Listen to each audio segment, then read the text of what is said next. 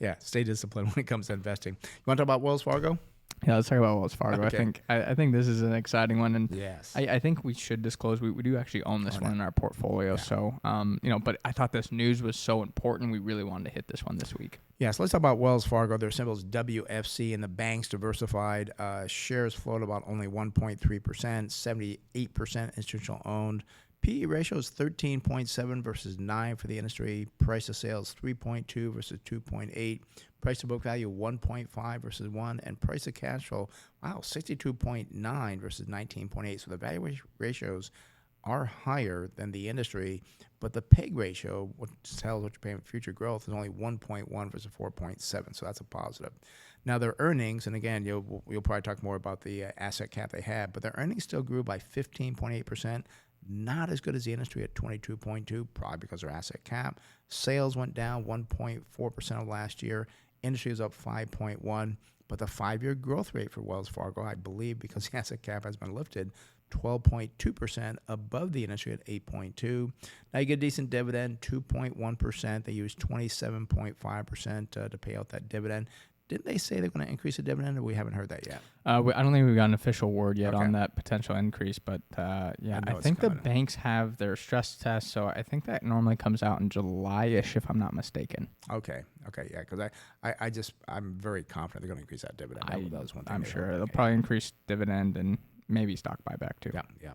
And look at the balance sheet. Again, it's a bank, so you don't have any current ratio, but the debt to equity is 1 versus 1.9. Net profit margin, 24.5, not as good as the industry at 31.9. Return on equity, 10.4 versus 11. And free cash flow, well, this is positive. It's a $4.1 billion. The industry is a negative $6.8 billion. So they've been bringing in a lot of free cash flow to actually build their business. Yeah. I think definitely some interesting things there on Wells Fargo. Current price here, though, $76.33. 52-week range, I mean, it's performed well. The low here, $50.15, and the high, $81.50. So, again, much closer to the high than the low. Going forward, even with the increase in the stock price, I mean, valuations are still attractive. Going out to December 2026, estimated earnings per share is $6.52. Gives us a target sell price of $108.23. So I think there's a lot to like with Wells Fargo. We talk about this asset cap. I think this was huge news for the business. Reason being, they're no longer constrained, and it is so hard. Can you imagine somebody telling you, like, oh, you can't really continue to grow? Well, especially when people are adding money to your bank, you're like, oh, we have to be careful not adding money over here, adding over here. Can't go too much, can't add too much, yeah. It would be such a challenge. So, I mean, think about all the costs and all the time that they had to spend on that asset cap. Yeah. It was a huge burden to them. The regulatory expense, well, now that's gone. I mean, all the people that they had for the compliance department, they'll keep some on to make sure they stay compliant so they don't have the same issue from 2015. But again, the cost should decrease substantially. And also, I looked at this. I mean, everybody's upgrading them. Morgan Stanley upgraded them. Goldman Sachs upgraded them. Bank of America upgraded them. Everybody's talking about now how this, again, will allow them to grow.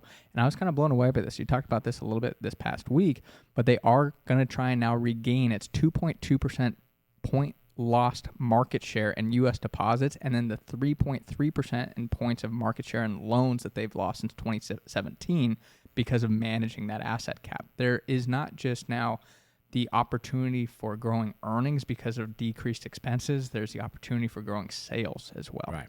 And I do remember, I know we did a post on this as well. That's why you want to get the newsletter at smartinvesting2000.com. But also, too, during the time frame, I think it was 2019 and 2024, other banks grew their assets by, I think, 34%, I think it was. Wells Fargo, 5.5. Yeah. So they're going to be trying to get assets.